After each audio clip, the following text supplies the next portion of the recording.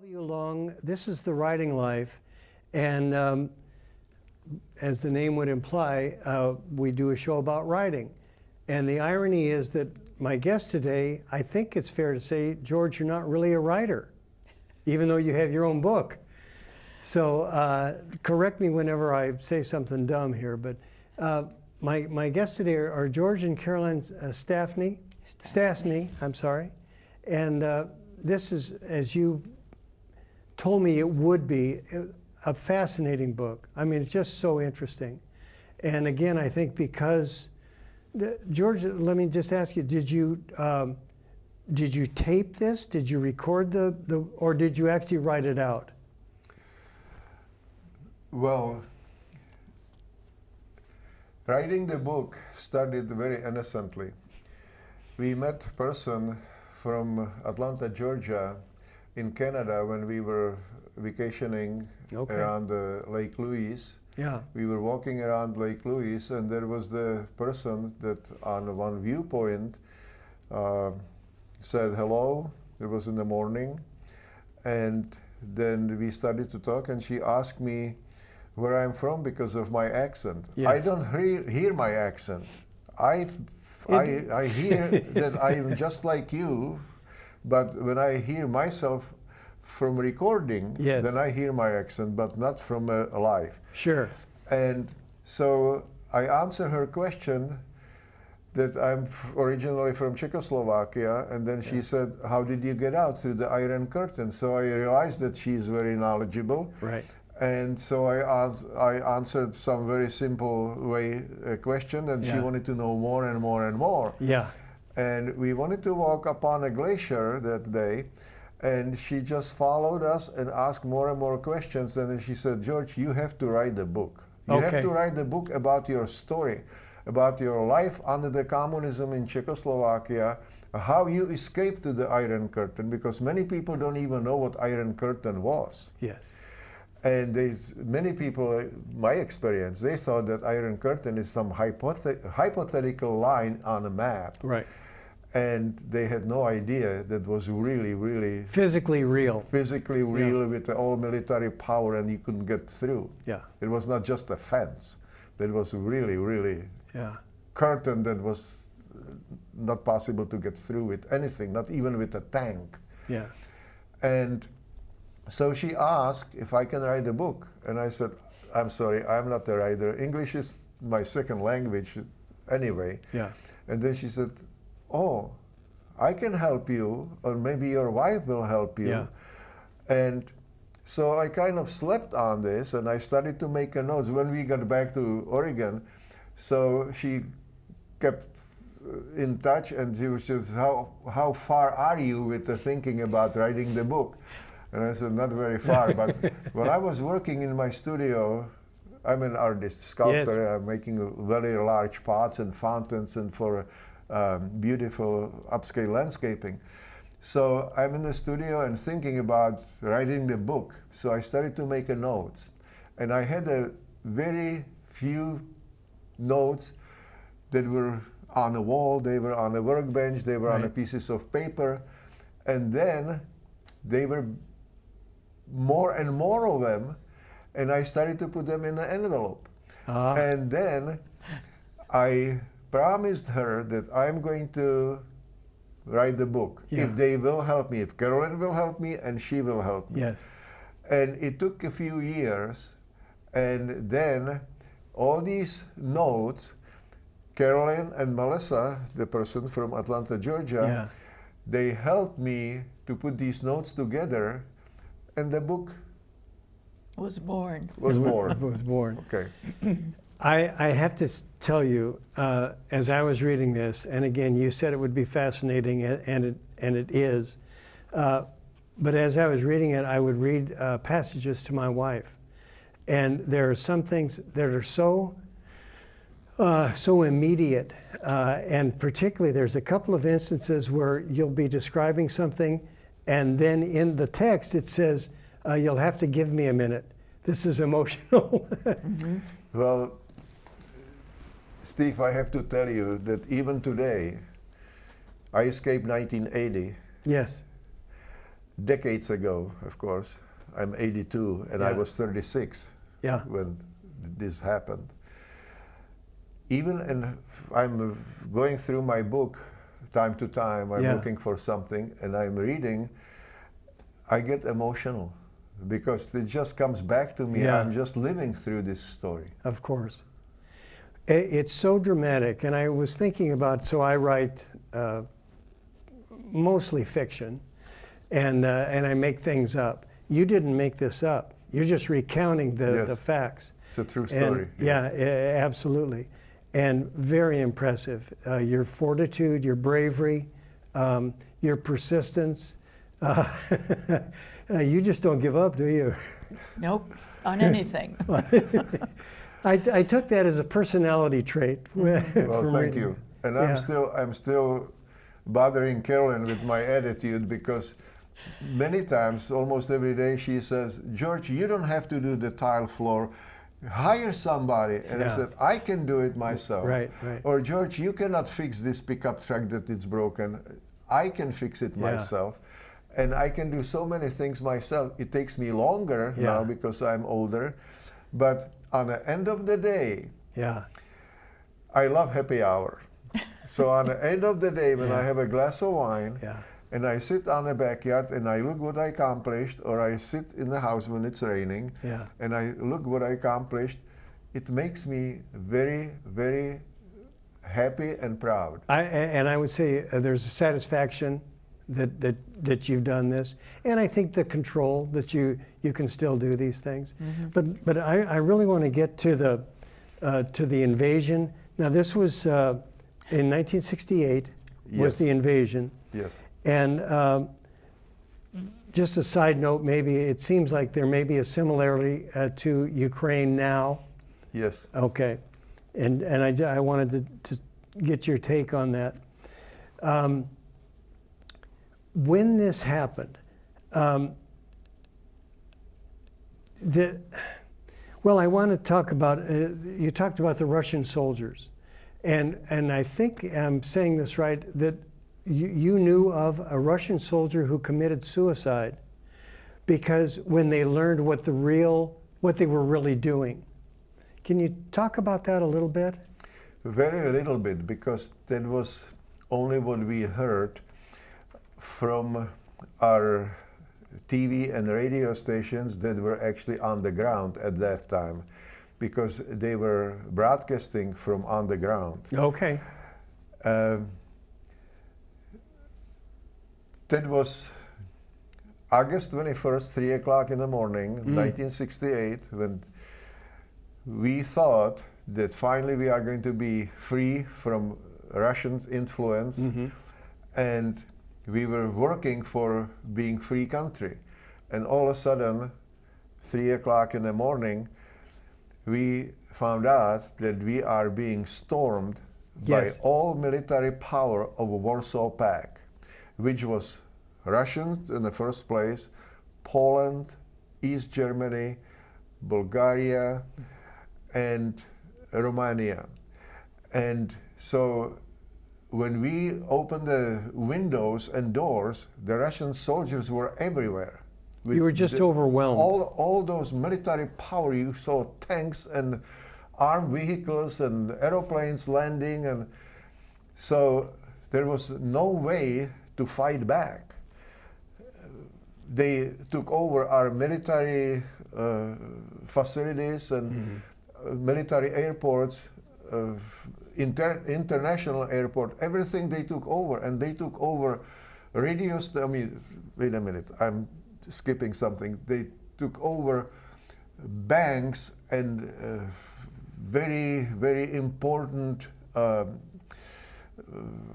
companies that were producing cars and trucks and aeroplanes, and they took over all these very important points.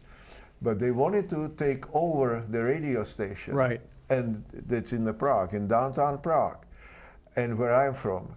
And people stormed that area and were protecting the building of radio station with These are bare hands. The Czechs. Or, The Czechs, yeah, yeah. yes. And military vehicles, they were just coming, these Russians coming, so the Czech people, they took everything what was available, like big trucks, even buses, and they just made a barricade out of this. And they were taking the cobblestones out of the streets, and they were filling up these buses with the cobblestones.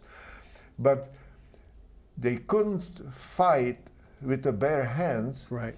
against the power Sure. that this military had. So there was a lot of shooting, a lot of smoke, Yeah. a lot of noise, and people were taking pictures. That was before the cell phones. Sure. So the people had the real cameras, and they were taking pictures, and I was taking pictures myself. I was not at the radio station, but I was somewhere else, but I was taking pictures on the other side of Prague. Okay. And it was very, very interesting. We absolutely hated them. We hated them. But when this big commotion kind of settled down in 2 days, and these Russian soldiers, they were resting, we went to talk to them. We were, because they taught us in the school Russian language. We had to learn, we had to study Russian language. Right. So we were talking to them, and most of them didn't want to talk to us. They had their orders, I guess, not to get involved with us. But some of them look educated. Most of them were not. They were also hungry, exhausted, dirty, and I'm not blaming them. They just followed their orders. They had their commanders that didn't let them to talk to us. But some of them, we were able to communicate with them.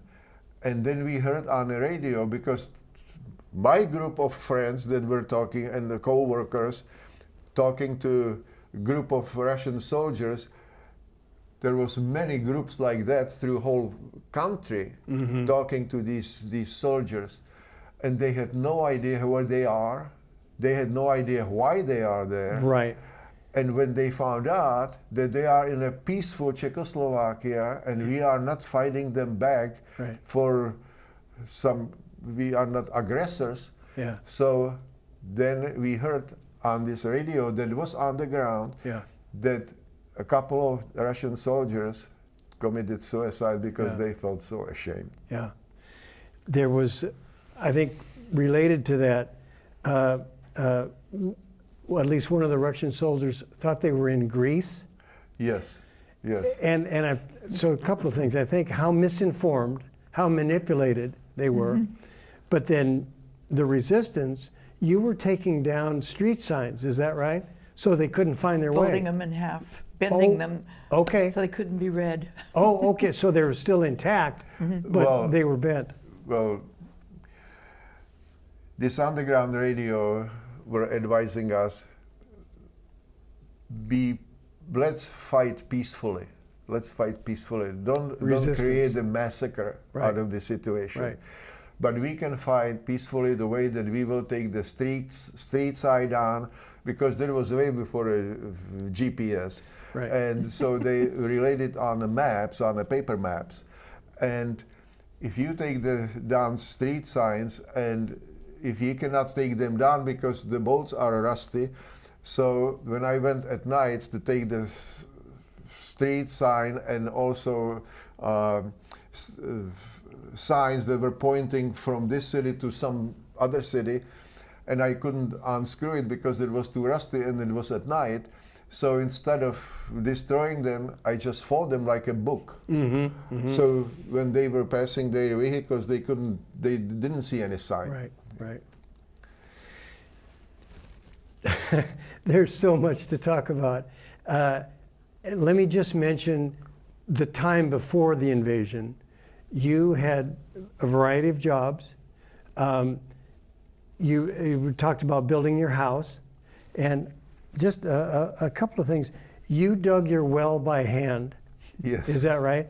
And it was 5 feet in diameter and 40 feet deep, Yes. and you dug it by hand. Yes.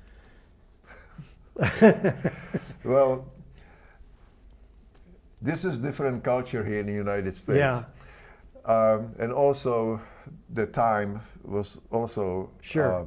different. But in Czechoslovakia, when I was building house, I had to do everything with these hands and with the help of friends. Sure. And here in the United States, you talk to friends or some neighbors and they said, we are building the house. But they mean that somebody's building house for them. Right. They don't even know what a hammer looks like. Right. And I'm not putting people down, but some of them don't even know how to, what a hammer looks like, or Right. the shovel still has a paint on it from the store. But my shovel, I have been shoveling for years. Yeah. Tons and tons of soil, earth, concrete, and that was when I talk about it. I built a house. For instance, I made the 17 doors. The house had the 2 stories, actually 3 stories, because it was basement, main, and the upstairs. Upstairs was the music room, and so I had the 17 doors besides the garage door. And so to make these doors, I had to have first of all, I had to have a wood for the whole building. So we had to go to the woods to chop down the trees. Then I had to season them. Then I had to make arrangements in the sawmill to cut them in a different lumber. Then I was making doors, and making door you need to have a table saw. I didn't have a table saw. I couldn't buy the table saw, so I made a table saw. Yeah. To make the table saw, you have to have a welder. I didn't have a welder. I have to make the welder. Yeah. All these things are kind of delaying when the house is going to be finished. Right. So it took me 6 years, but after 6 years, I had a really beautiful house. Right. Really beautiful house. And I was very proud of it. We're going to break just a little bit here. Larry, we've got a picture of the house, if you can show that. And there you go. And so that's this here. Yes. Mm-hmm. And I think we're going to run over a little bit too, if you can stick around. And I'm speaking to Larry Miller here, our engineer. But gosh, there's so many things. So you made all of that. I see the picture from that house in Yeah. the music room Yeah. when my father, my brother, and friend, and myself are Okay. jamming together. So that's over here. This one. Yes. Yeah. So And- that was very. We had such a good times, and very good friends, musicians. Yeah. They were gravitating into this house because they heard that I have a music room there. So I had a piano, I had the upright bass, I had the banjos, I had the guitars. And Yeah. so we had such a good times. And sometimes we were playing music all night, and early in the morning we had to go to work. Where do I get those vitamins? I don't know where you get your energy. We were younger. Yeah. But, you know, and I was thinking about that too. I know that you've been almost a lifelong musician, and there's a satisfaction that comes with that, but I think it must be a refuge, a sanctuary as well, particularly given the other difficulties that you faced. Well, we were also in the sports. I was gymnast and I was skier. This is in your spare time. Yeah. Yes, Yeah. but talking about skiing and hiking, we were member of ski club up on the Czechoslovakian mountains, Krkonoše, and there was the group of friends. They were we were very close to each other, and we trusted to each other. We could talk about the politics without being afraid that somebody will turn us in and we Right. would be arrested. Right. It was just like a big family. We had such a good time there. We were playing music and we were Harding, and we were even making lyrics against the communists. Yeah. And we were singing those songs. Yeah. And everybody was laughing, everybody had a good time, but it was very private, and Because it could be dangerous. and we trusted each other. Yeah, yeah. Yeah. Well, I know that, I hope we can get to all of this, because you couldn't have made the escape without friends. You couldn't have done everything by yourself. That's correct. And one of the people, and you can fill in, but Joseph was a limousine driver, and Yes. and I think he helped make the connection. Is that Yes. correct? Yes. So Well, Stephen, you are getting into the story that it's very complicated, so it's difficult for me to shorten it. well, I think we're going to run a little bit long anyway. So This was the person that we used to work together. I was the crane operator, he was the truck driver, and then he started to work as the driver for I didn't want to say government, it was just like the company are leaders in the company. He started to drive for them, okay, and they like an executive. yes, and they were some of them were communists, and then they recommended him to the higher positions, and there were more communists until he got to government. Yeah. And he was the limousine driver for the son of the former president. And so he had the connections with the long fingers. And so I asked him for in a certain area when I was planning this escape and I ran into the roadblocks, I thought about this person, Joseph, so I told him, and I could trust him because we used to work together quite a bit. And so he directed me to the people that helped me. Yeah. And again, I know that this is so involved and so complicated. When you talk about long fingers, it makes me think of all of the bribes that you ran into. You lived, you would not be able to live under the communism without paying under the table. Yeah. You would not be able to even buy the food. You would Yeah. not be able to buy anything. Everything was corrupted that you wanted to buy. I will tell you, for instance, you needed to need a new tire for your car, for your personal car, but they were not on the market. They were always was under the table. That's how the socialism and communism works. Everything. Yeah. People and young people here, they think, oh, socialism, that's fun. Everything is going to be free. Yeah, we will have a free this and free that because government are saying we will have a free and free and free and free. First of all, where it comes from, that somebody has to pay for it. And then, because the communism is corrupted society, so everybody's faking. Everybody's faking, oh, I don't want to go to work. I will call that I'm sick. Well, you are trying to work, but then you see that these people are faking sick and these people are faking, so you are working by yourself, so I'm going to be sick too. But to go and get sick, you have to have a doctor's okay that you are sick. You have to have a paperwork that you are sick. So you go to the doctor, and they will not help you if you don't pay under the table. Right. You pay under the table everywhere. That's the way of living under the communism. You don't. I said, you need the new tires for your car, but how do you get the tires? You don't know anybody who sells the tires. So you go somewhere who you know the butcher, and the butcher knows somebody who sells the tires. So that's the way that, or butcher needs new television. And he asked me, George, I need new television.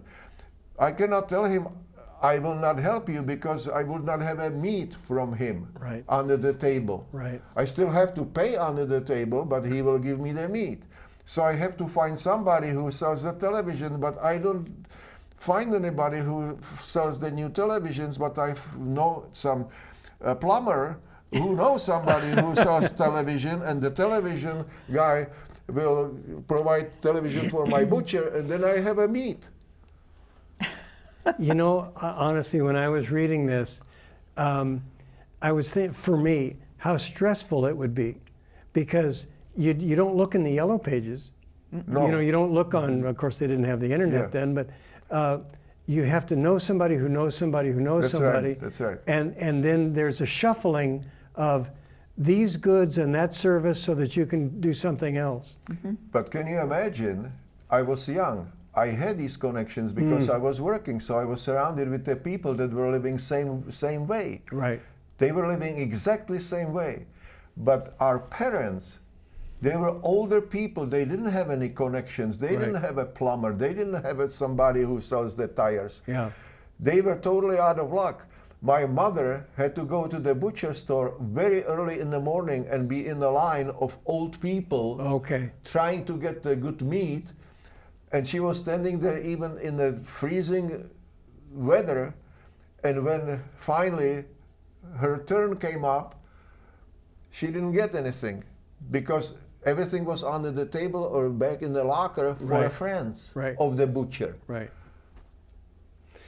Let's shift gears just a minute. You talked about being a crane operator. Yes. And I think that there was a sort of a resistance to communism. Did you ever have an incident, maybe it was accidental, where you accidentally tore down a flag? Well, It wasn't accidental.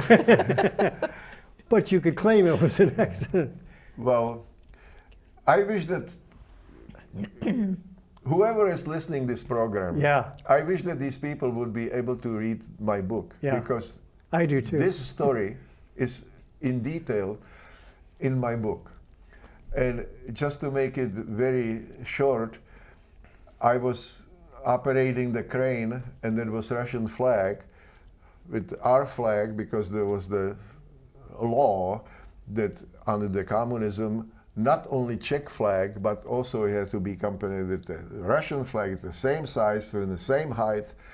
It was just like we couldn't play only our national anthem, we also had to play Russian national anthem. So I'm on a crane moving the boom from a crane and I saw the Russian flag. So I said, oh, that's the good way for me to get rid of the Russian flag. So I tangled my cables and pulleys into the Russian flag and shredded that. But that was in front of big factory, and there was the gate to the factory with the guardhouse, and the people saw it from these guards. They saw me doing this, so they were rushing and yelling at me, and I said, I am so sorry, there was an accident. I'm sorry, I didn't saw that. Oh, I'm sorry, I'm going to untangle it. Well, I untangle it, but it was shredded and full of grease and oil. Yeah. So, but the people in the windows of this factory, they saw it from the windows, and I saw these people, they were laughing and they were just giving me high fives. They were all in favor of the accident. Yes. Yeah. So there was that. There was also a day of protest, right? August 21st, 1968. And so no shopping or public transportation. That was a year later. Okay. That was the anniversary of this 1968. It was 1969. 69, okay. Because communists, they were bragging how they took good care of us and everything is in a good shape, and they were bragging about how good leaders they are, but that was this corrupted and politically we had nothing to do with our leaders, nothing. They were just on the Russian side and they were not on the people's side. So we didn't have a chance to let them know publicly how we feel about them, but somebody somewhere in Czechoslovakia came up with this idea on the anniversary of this invasion that was 1968 in August 21st. So let's make this anniversary so our leaders will remember that. We will not use any public transportation, and we will not go to any stores. So we were walking to work, we were working, but we walked to work, sometimes long distance. My wife and I were working 11 miles. Oh my goodness. And then, so we had to get up very, very, very early, middle of the night, and walk there.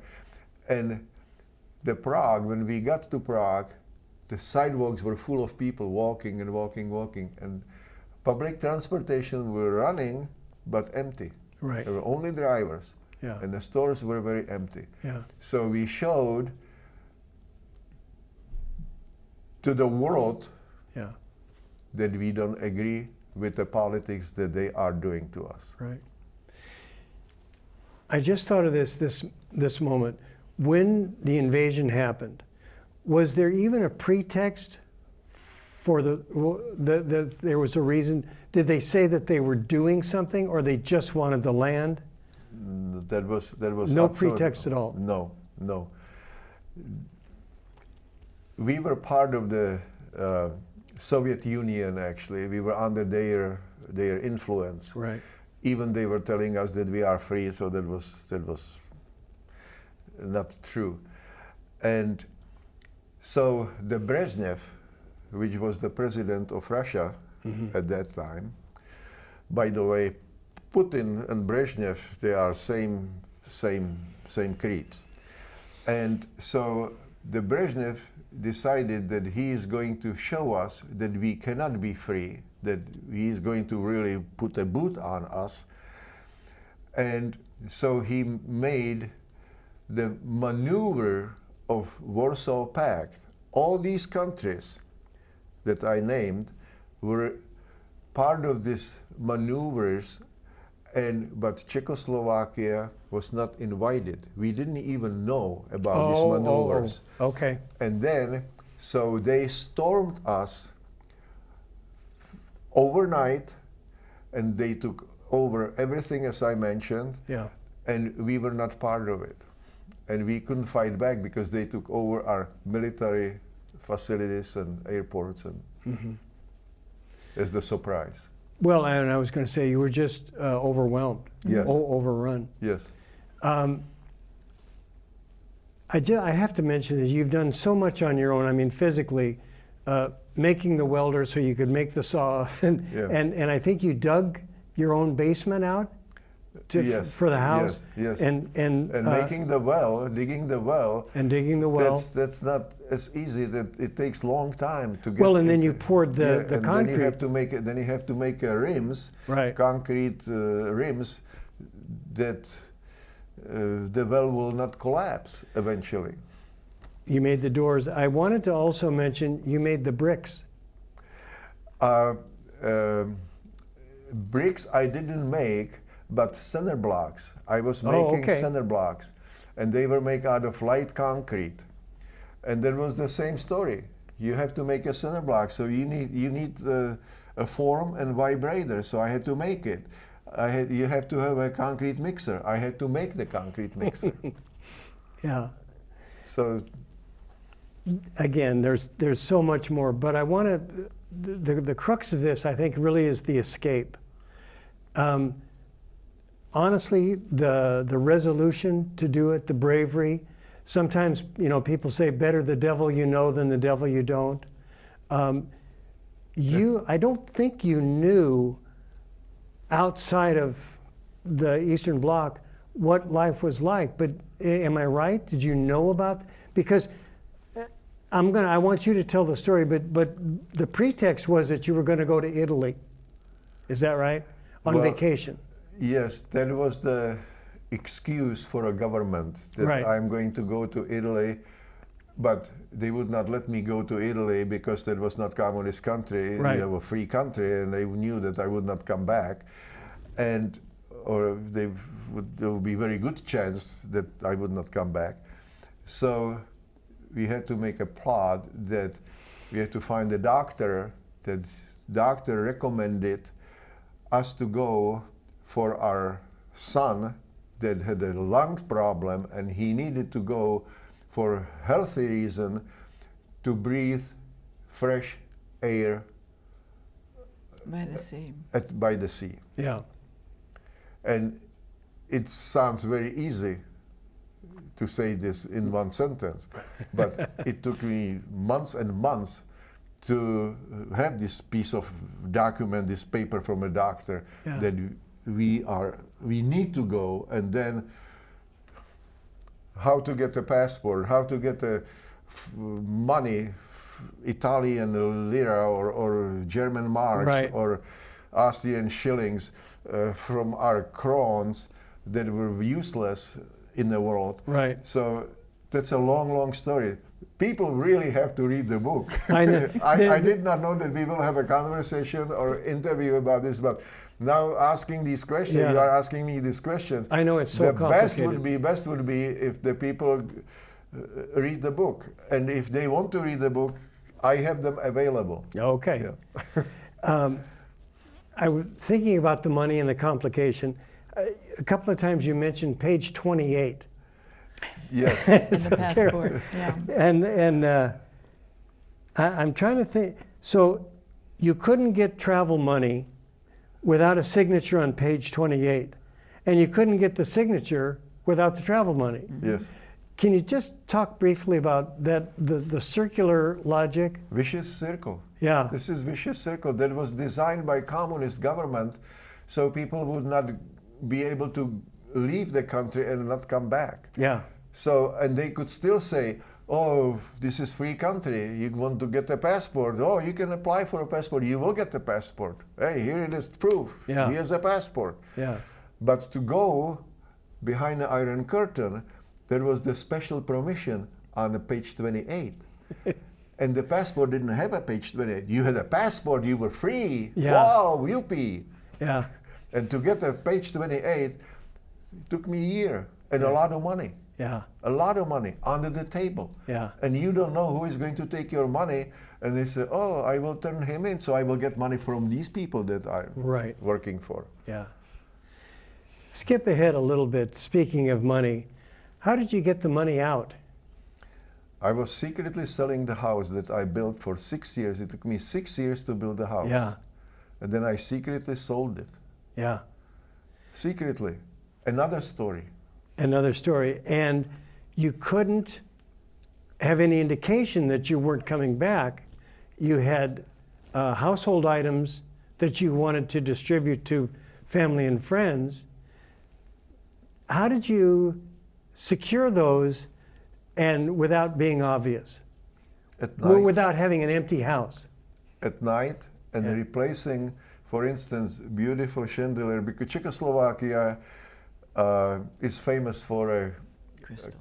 crystal and cut crystal. Yeah.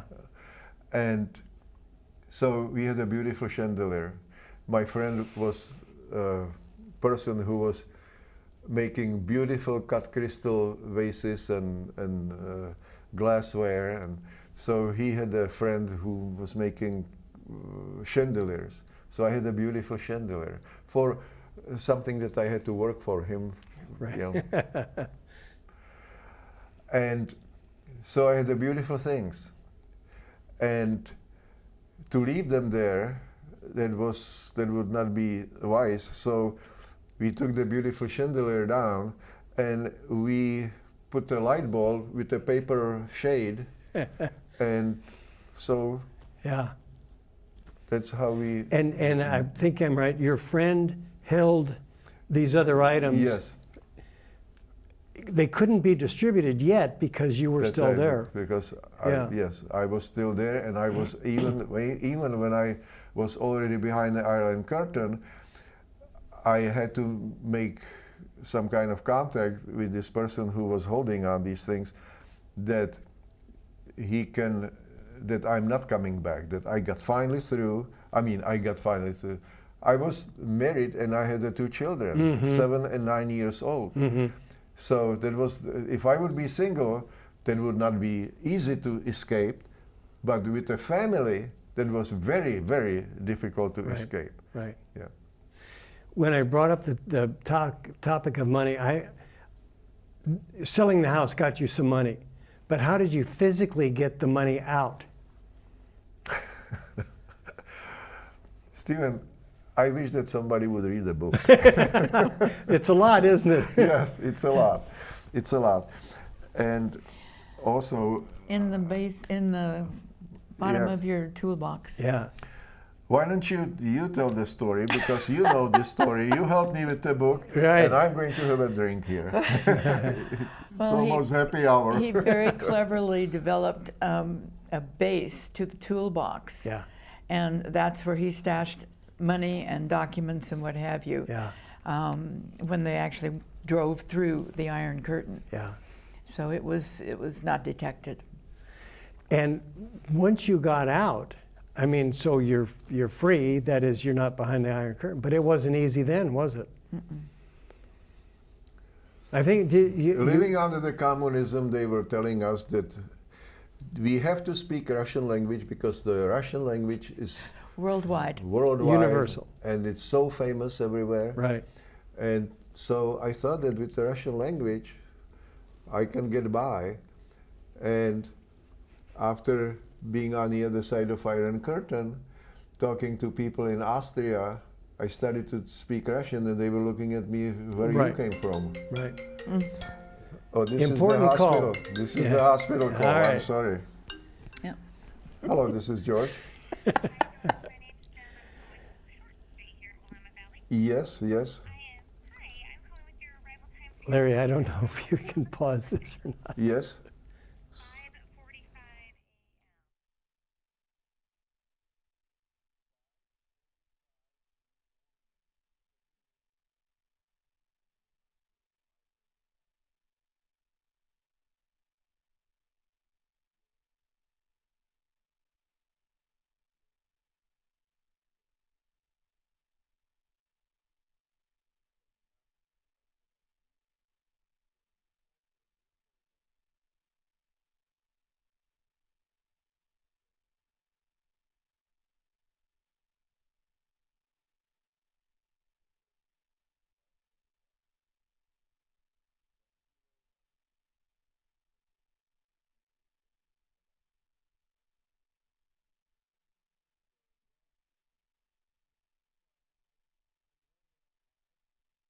Maybe they can edit this. I don't know.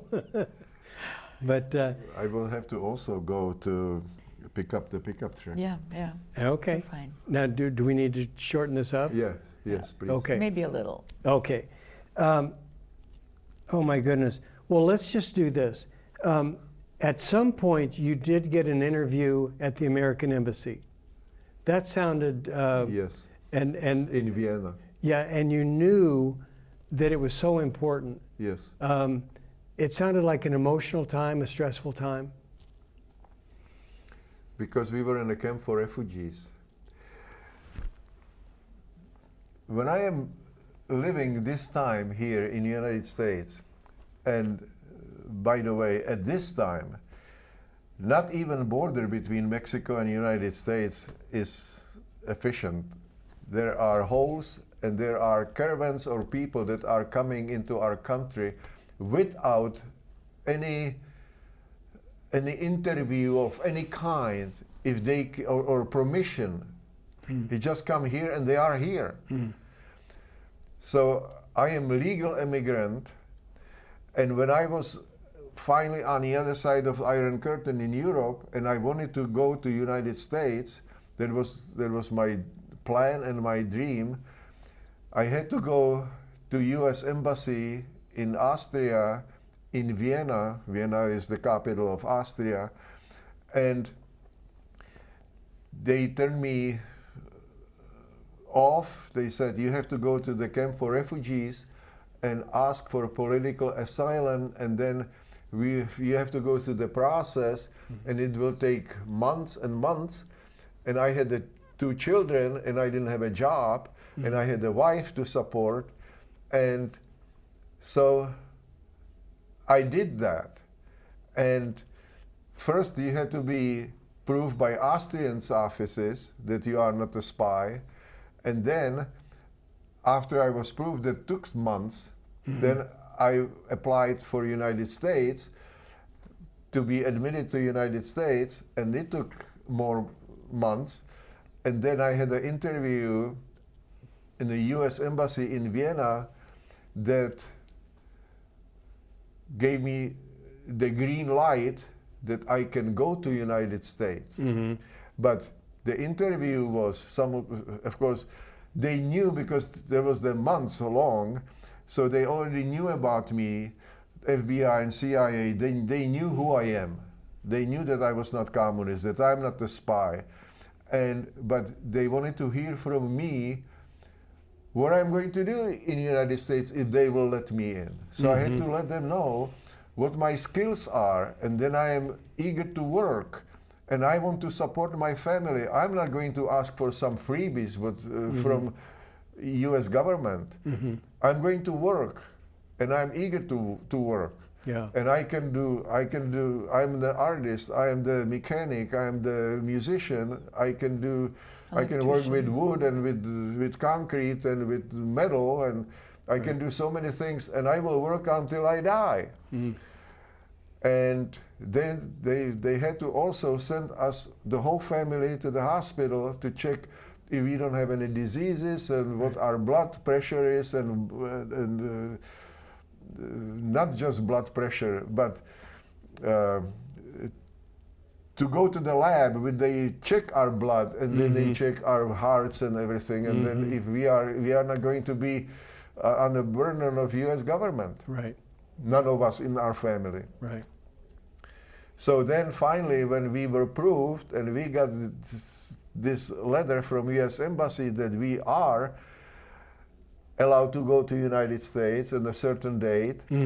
So that was just like it was very emotional for us. We were screaming again, and the kids were totally confused because they did not know what it meant to us. Sure, sure. Well, a couple of things. I'm so glad you're here. I think you're a model citizen. You're multi-talented. I wanted to talk about your business, and we just don't have the time, but all that you brought to that. And folks, you know what? If you want to contact me, you can go to my website, stephenwlong.com, and I'll get you hooked up. And just, guys, thank you so much for doing this. And I'm sorry we have to cut it short. You are very welcome. I know you have to go, but I am so impressed with all that you've done, your fortitude, your bravery, terrific. Thank you. Thank you. And before we go, I wanted to thank Larry Miller, who's our engineer. We're going to lose him. He's going on hiatus, but Larry, thank you for all the time that you've spent with us. It wouldn't be any fun without you, and I'm sure going to miss you. So we'll get back together. Okay. Folks, thank you. That's all for this time, and we'll see you next time on The Writing Life. Bye-bye. Thank you for invitation, and thank you for this interview. Just want to thank you for the book.